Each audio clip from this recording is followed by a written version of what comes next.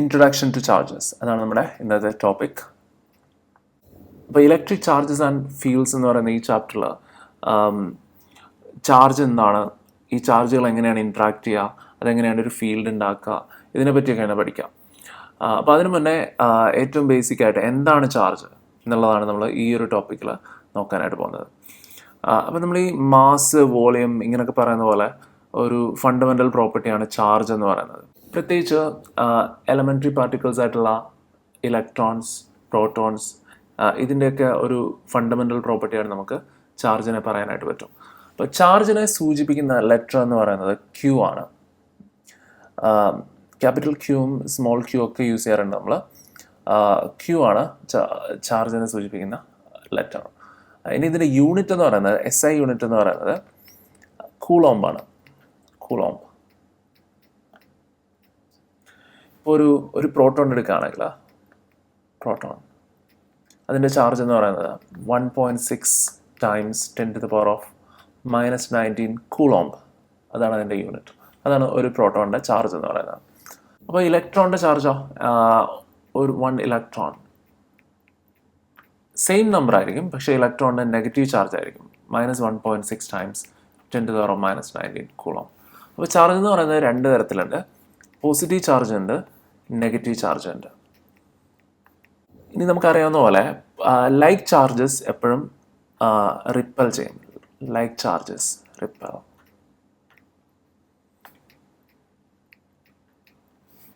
ഒരു പോസിറ്റീവ് ചാർജും വേറൊരു പോസിറ്റീവ് ചാർജും കൂടി അടുത്ത് വന്നു കഴിഞ്ഞാൽ ഇതെന്ത് ചെയ്യും? റിപ്പൽ ചെയ്യും. അതേപോലെ തന്നെ ഒരു നെഗറ്റീവ് ചാർജും കൂടെ അടുത്ത് വന്നാലും ഇവർ റിപ്പൽ ചെയ്യും. ഇനി അൺലൈക്ക് ചാർജസ് അട്രാക്ട്. ഒരേപോലെ അല്ലാത്ത ചാർജുകൾ, അതായത് പ്ലസും മൈനസും കൂടി അടുത്ത് വന്നു കഴിഞ്ഞാൽ ഇവർ തമ്മിലൊരു അട്രാക്റ്റീവ് ഫോഴ്സ് ഉണ്ടാവും. അപ്പോൾ ഇതാണ് ചാർജിൻ്റെ ഒരു പ്രോപ്പർട്ടി എന്ന് പറയാം. ഇനി എങ്ങനെയാണ് ഒരു ഒബ്ജക്റ്റിന് പോസിറ്റീവ് ചാർജ് ആണോ അല്ലെങ്കിൽ നെഗറ്റീവ് ചാർജ് ആണോ എന്നറിയാം? അത് അതിൻ്റെ പ്രോട്ടോൺസിൻ്റെയും ഇലക്ട്രോൺസിൻ്റെയും എണ്ണത്തിനെയൊക്കെ ഡിപ്പെൻഡ് ചെയ്തിരിക്കും. ഞാൻ ഒരു ഒബ്ജക്റ്റ് എടുക്കുകയാണ്. അപ്പോൾ അതിനകത്തിൽ പ്രോട്ടോൺസിൻ്റെ എണ്ണം എണ്ണി നോക്കി, അതിനെ ഞാൻ NP എന്ന് വിളിച്ചു. ഇനിയും ഇലക്ട്രോൺസിൻ്റെ എണ്ണം എണ്ണി നോക്കി, അതിനെ ഞാൻ NE എന്ന് വിളിച്ചു. ഈ നമ്പർ ഈക്വൽ ആണെങ്കിൽ ഇതിന് ചാർജ് ഒന്നും ഉണ്ടാവില്ല. ഓക്കെ, ഇതിൻ്റെ റീസൺ ഞാൻ ക്വാണ്ടൈസേഷൻ പറയുമ്പോൾ പറയാം, കുറച്ചുകൂടെ എക്സ്പ്ലെയിൻ ചെയ്ത് പറയാം. എന്നാലും ഇവരുടെ നമ്പർ ഈക്വൽ ആണെങ്കിൽ ഇതിന് ചാർജ് ഉണ്ടാവില്ല. ഇനി വേറൊരു ഒബ്ജക്റ്റ് എടുക്കുകയാണ്. അപ്പോൾ അതിൻ്റെ അതിൽ പ്രോട്ടോണിൻ്റെ എണ്ണം എന്ന് പറയുന്നത് ഇലക്ട്രോണിൻ്റെ എണ്ണത്തിനെക്കാട്ടിൽ കൂടുതലാണെന്ന് വിചാരിച്ചോ. പ്രോട്ടോൺ പോസിറ്റീവ് ചാർജ് അല്ലേ, അതുപോലെ ഇലക്ട്രോൺസ് നെഗറ്റീവ് ചാർജ് അല്ലേ. പ്രോട്ടോൺസിൻ്റെ എണ്ണം ഇലക്ട്രോൺസിൻ്റെ എണ്ണത്തിനെക്കാട്ടിൽ കൂടുതലാണെങ്കിൽ, അല്ലെങ്കിൽ മറ്റു രീതിയിൽ പറഞ്ഞാൽ നമ്മൾ ഈ ഒബ്ജക്റ്റിൽ നിന്ന് കുറച്ച് ഇലക്ട്രോൺസിനെ റിമൂവ് ചെയ്ത് കഴിഞ്ഞാൽ നമുക്ക് പ്രോട്ടോൺസിനെ ആഡ് ചെയ്യാനും റിമൂവ് ചെയ്യാനും കുറച്ച് ബുദ്ധിമുട്ടുണ്ട്. കാരണം പ്രോട്ടോൺസിനെ മാത്രമായിട്ട്, കാരണം പ്രോട്ടോൺസ് ന്യൂക്ലിയസിൻ്റെ ഉള്ളിലാണുള്ളത്. അപ്പോൾ എളുപ്പമുള്ളത് ഇലക്ട്രോൺസിനെ ആഡ് ചെയ്യാനും റിമൂവ് ചെയ്യാനൊക്കെയാണ്. അപ്പോൾ ഈ ഒരു ഒബ്ജക്റ്റിൽ നിന്ന് ഞാൻ കുറച്ച് ഇലക്ട്രോൺസിനെ റിമൂവ് ചെയ്തു എന്ന് വെച്ച് കഴിഞ്ഞാൽ ഇതിൻ്റെ അതിൽ പ്രോട്ടോൺസിൻ്റെ എണ്ണം ഇലക്ട്രോൺസിനെക്കാട്ടിൽ കൂടുതലാണ്. അങ്ങനെയാണെങ്കിൽ ഇതിനൊരു നെറ്റ് പോസിറ്റീവ് ചാർജ് ഉണ്ടാവും. ഇനി വേറൊരു ഒബ്ജക്റ്റ് എടുത്തു, അതിൻ്റെ അതിൽ ഞാൻ കുറച്ച് ഇലക്ട്രോണിനെ ആഡ് ചെയ്തു, എക്സ്ട്രാ ഇലക്ട്രോൺസിനെ ആഡ് ചെയ്തു. അപ്പോൾ ഇലക്ട്രോൺസിൻ്റെ എണ്ണം പ്രോട്ടോൺസിനെക്കാട്ടി കൂടുതലാണ്. അപ്പോൾ ഈ ഒരു ഒബ്ജക്റ്റിന് ഒരു നെറ്റ് നെഗറ്റീവ് ചാർജ് ആയിരിക്കും ഉണ്ടാവുക. ഇനി നമുക്ക് കണ്ടക്ടേഴ്സിനെയും ഇൻസുലേറ്റേഴ്സിനെ പറ്റി സംസാരിക്കാം. കണ്ടക്ടേഴ്സ്, ഇലക്ട്രിസിറ്റി അലൗ ചെയ്യുന്ന മെറ്റീരിയൽസിനാണ് നമ്മൾ കണ്ടക്ടേഴ്സ് എന്ന് പറയാം. ഇലക്ട്രിസിറ്റി എന്ന് പറയുന്നത് ചാർജുകളുടെ ഒരു ഫ്ലോ ആണ്. ഞാൻ ഒരു കണ്ടക്റ്റിംഗ് മെറ്റീരിയൽ എടുത്തു, അതിലേക്ക് ഞാൻ കുറച്ച് ഇലക്ട്രോൺസിനെ ആഡ് ചെയ്തു.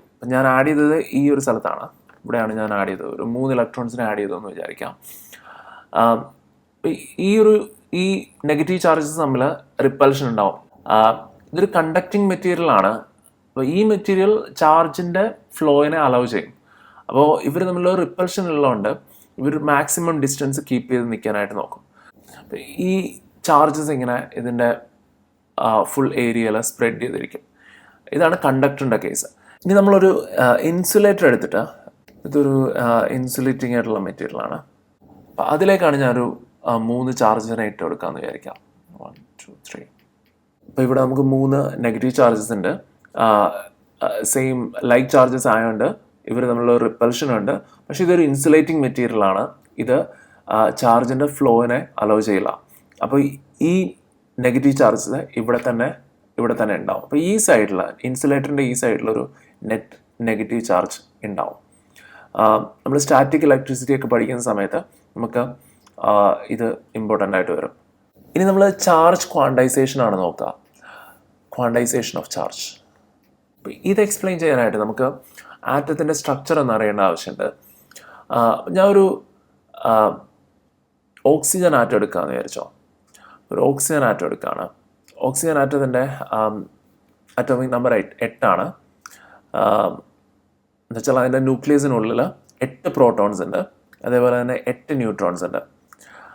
ഇനിയും ഈ ഒരു ന്യൂക്ലിയസിന് ചുറ്റും 2 ഓർബിറ്റലായിട്ട് 8 ഇലക്ട്രോൺസ് ഉണ്ട്. 1 2 ആദ്യത്തെ ഓർബിറ്റിൽ 2 ഇലക്ട്രോൺസ്, രണ്ടാമത്തെ ഓർബിറ്റിൽ 6 ഇലക്ട്രോൺസ്. ഈ ഒരു ഓക്സിജൻ ആറ്റം എന്ന് പറയുന്നത് ന്യൂട്രൽ ആണ്. എന്ന് വെച്ച് കഴിഞ്ഞാൽ ഇതിനകത്തിൽ 8 പോസിറ്റീവ് ചാർജുകളുണ്ട്, 8 പ്രോട്ടോൺസ് ഉണ്ട് അല്ലേ. 1 2 3 4 5 6 7 8. ഇനി ഇതിൽ 8 നെഗറ്റീവ് ചാർജ് ഉണ്ട്. ഈ ഒരു ന്യൂക്ലിയസിന് പുറമെ 8 നെഗറ്റീവ് ചാർജ് ഉണ്ട്. അപ്പോൾ ഈ ചാർജുകളെല്ലാം നമ്മൾ ക്യാൻസൽ ആയി പോകും. അപ്പോൾ ഇതിന് മൊത്തത്തിലൊരു ചാർജ് ഇല്ല. ഇതിൻ്റെ ഒരു നെറ്റ് ചാർജ് എന്ന് പറയുന്നത് 0 ആണ്. Q net is equal to 0. ഞാൻ ഇനി ഇതേ ഓക്സിജൻ ആറ്റത്തിലേക്ക് 2 ഇലക്ട്രോണിനെ ആഡ് ചെയ്യാണ്. അപ്പോൾ ഇതാണ് 2 ഇലക്ട്രോൺ. 1 2. ഇപ്പോൾ ഇതിൻ്റെ ഔട്ടർ മോസ്റ്റ് ഷെല്ല് കംപ്ലീറ്റ് ആയിട്ടുണ്ട്. ഔട്ടർ മോസ്റ്റ് ഷെല്ലിൽ 8 ഇലക്ട്രോൺ ഉണ്ട്. ഇതിപ്പോൾ ഒരു സ്റ്റേബിൾ ആയിട്ടുള്ള ഒരു അയോൺ ആയിട്ട് മാറിയിട്ടുണ്ട്. അയോൺ എന്ന് വെച്ച് കഴിഞ്ഞാൽ ചാർജ്ഡ് ആയിട്ടുള്ള ആറ്റംസിനെയാണ് നമ്മൾ അയോൺ എന്ന് വിളിക്കുക. എന്തുകൊണ്ടാണ് ഇത് ചാർജ് ആയത്? ഇപ്പോൾ നമുക്ക് നോക്കാം. ഞാൻ പ്രോട്ടോണിൻ്റെ എണ്ണം നോക്കുകയാണ്. അഗെയിൻ 8 പ്രോട്ടോണാണ് നമുക്കുള്ളത് ന്യൂക്ലിയസിനുള്ളിൽ. 1 2 3 4 5 6 7 8.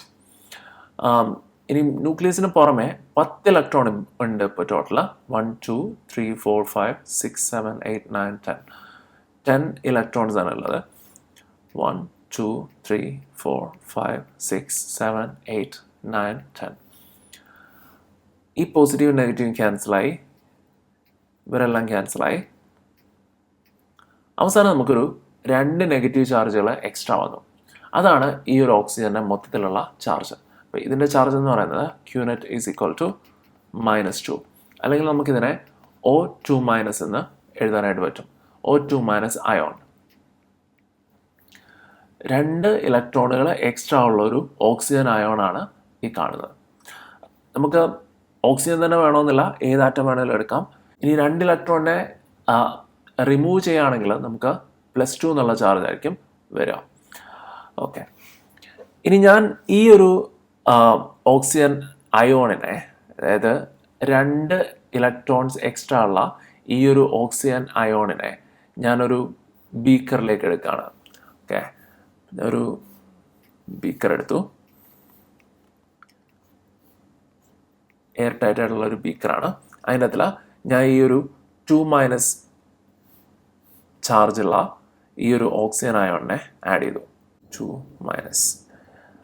അപ്പോൾ ഈ ഒരു ബീക്കറിൻ്റെ ചാർജ് എത്രയായിരിക്കും? Q is equal to ഒരു ഇലക്ട്രോണിൻ്റെ ചാർജ് എന്ന് പറയുന്നത് charge of 1 electron -1.6 times 10⁻⁻19 coulomb. അതാണ്. അങ്ങനത്തെ എത്ര ഇലക്ട്രോൺ ഉണ്ട്? 2 ഇലക്ട്രോൺ എക്സ്ട്രാ ഉണ്ട് അല്ലേ. ഒരു ഇലക്ട്രോണിൻ്റെ ചാർജ് എന്ന് പറയുന്നത് -1.6 times 10⁻⁻19. അങ്ങനത്തെ 2 ഇലക്ട്രോൺസ് ആണ് ഉള്ളത്. അപ്പോൾ ഇതാണ് ഈ ഒരു ബീക്കറിൻ്റെ മൊത്തത്തിലുള്ള ചാർജ്. അതായത് -3.2 times 10⁻⁻19 കൂളോം എന്ന് വരും. ഓക്കെ, ഇനി ഈ ഒരു ബീക്കറിലേക്ക് ഞാൻ ഇതുപോലുള്ള 2 ഓക്സിജൻ അയോണുകളെ എടുത്തു. 2-. ഇപ്പം എങ്ങനെയായിരിക്കും നമുക്ക് Q വരിക? എത്ര ഇലക്ട്രോണുകളുണ്ട്? 4 എക്സ്ട്രാ ഇലക്ട്രോണുകളുണ്ട് അല്ലേ. അപ്പോൾ 4 times 1.6 times 10⁻⁻19. ഒരു നെഗറ്റീവ് സൈൻ ഉണ്ടാവും, കാരണം ഇലക്ട്രോൺസ് ആണ് എക്സ്ട്രാ ആയിട്ടുള്ളത്. ഇനിയും ഇതിലേക്ക് ഞാൻ ഒരു 10 എക്സ്ട്രാ ഇലക്ട്രോൺസ് ഉണ്ടെന്ന് വിചാരിക്കാം. 10 എക്സ്ട്രാ ഇലക്ട്രോൺസ് ഉണ്ട്. അങ്ങനെയാണെങ്കിൽ എങ്ങനെയായിരിക്കും ടോട്ടൽ ചാർജ് കണ്ടുപിടിക്കുക? 10 ടൈംസ് 1.6 ടൈംസ് 10⁻⁻⁹. ഒരു നെഗറ്റീവ് സൈൻ ഉണ്ടാവും, ഇലക്ട്രോൺസ് ആയതുകൊണ്ട്, എക്സ്ട്രാ ഇലക്ട്രോൺസ് വന്നുകൊണ്ട്. ഇനി ഒരു 100 എക്സ്ട്രാ ഇലക്ട്രോൺസ് ഉണ്ടെന്ന് വിചാരിക്കുക. അങ്ങനെയാണെങ്കിൽ എങ്ങനെയായിരിക്കും ടോട്ടൽ ചാർജ് കണ്ടുപിടിക്കുക? 100 ടൈംസ് 1.6 ടൈംസ് 10⁻⁻⁹. അപ്പോൾ ഇതിൻ്റെ ഒരു പാറ്റേൺ നിങ്ങൾക്ക് കിട്ടിയെന്ന് വിചാരിക്കുന്നു. Q ഈസ് ഈക്വൽ ടു എത്ര എക്സ്ട്രാ ഇലക്ട്രോൺസ് ഉണ്ട് അതിനെ നമുക്ക് n എന്ന് വിളിക്കാം, ടൈംസ് ഒരു നമ്പർ 1.6 ടൈംസ് 10⁻⁻⁹. ഇനി എക്സ്ട്രാ പോസിറ്റീവ് ചാർജുകളാണ് ഉള്ളതെന്ന് വിചാരിക്കാം. അതായത് ഞാൻ ഒരു ബീക്കറിലേക്ക് ഒരു പോസിറ്റീവ് ചാർജ് ഉള്ള ഒരു അയോണിനെ ഇട്ടു, +1. ഇതിൻ്റെ ടോട്ടൽ ചാർജ് എങ്ങനെയായിരിക്കും നമ്മൾ എഴുതുക? Q ഈസ് ഈക്വൽ ടു ഒരു ചാർജ്, ഒരു എക്സ്ട്രാ പ്രോട്ടോൺ ടൈംസ് ഒരു പ്രോട്ടോണിൻ്റെ ചാർജ് എന്ന് പറയുന്നത് 1.6 ടൈംസ് 10⁻⁻⁹ കൂളോംബ്. റൈറ്റ്. ഇനിയും വേറൊരു ബീക്കറിൽ ഞാൻ ഒരു 10 എക്സ്ട്രാ പ്രോട്ടോൺസ് ഉള്ള ഒരു അയോണിനെ ഇട്ടു, +10. അങ്ങനെയാണെങ്കിൽ ടോട്ടൽ ചാർജ് എങ്ങനെയായിരിക്കും എഴുതുക? 10 ടൈംസ് 1.6 ടൈംസ് 10⁻⁻⁹. ഓക്കെ. അപ്പം നമുക്കിതിനെ ഒരു ജനറൽ ഫോമിൽ എഴുതാം. ഇപ്പോൾ total charge Q is equal to N times E. Q equals NE. ഇതാണ് ഈ ചാപ്റ്ററിലെ നമ്മുടെ ആദ്യത്തെ ഇക്വേഷൻ. അപ്പോൾ Q എന്ന് പറയുന്നത് ടോട്ടൽ ചാർജാണ്.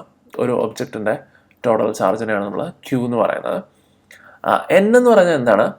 N എന്ന് പറയുന്നത് നമ്പർ ഓഫ് എക്സ്ട്രാ പ്രോട്ടോൺസ് അല്ലെങ്കിൽ എക്സ്ട്രാ ഇലക്ട്രോൺസ്, അല്ലെങ്കിൽ വേറെ രീതിയിൽ പറയാം number of protons minus number of electrons. അതിനെയാണ് നമ്മൾ N എന്ന് പറയാം. പ്രോട്ടോൺസിൻ്റെ എണ്ണം മൈനസ് ഇലക്ട്രോൺസിൻ്റെ എണ്ണം, അതിനെയാണ് നമ്മൾ സ്മോൾ n എന്ന് വിളിക്കുക. ഇനി E എന്ന് പറയുന്നത് ഒരു കോൺസ്റ്റൻ്റ് ആണ്, 1.6 ടൈംസ് 10⁻⁻⁹ കൂളോംബ്. അപ്പോൾ ഇവിടെ നോക്കുകയാണെങ്കിൽ ഈ ഇക്ക് നെഗറ്റീവ് സൈൻ ഇല്ല. E എന്ന് കണ്ടു കഴിഞ്ഞാൽ ഇലക്ട്രോണിൻ്റെ ചാർജ് ആണെന്ന് വിചാരിക്കരുത്. അത് ഇലക്ട്രോണിൻ്റെ ചാർജ് അല്ല, അതൊരു കോൺസ്റ്റൻ്റ് ആണ്, 1.6 ടൈംസ് 10⁻⁻⁹ കൂളോംബ്. അപ്പോൾ ഇതിനെ ജനറലായിട്ട് പറയുകയാണെങ്കിൽ total charge is equal to number of extra electrons or extra protons times E. E എന്ന് പറയുന്ന ഒരു കോൺസ്റ്റൻ്റ് ആണ്, 1.6 ടൈംസ് 10⁻⁻⁹ കൂളോംബ്.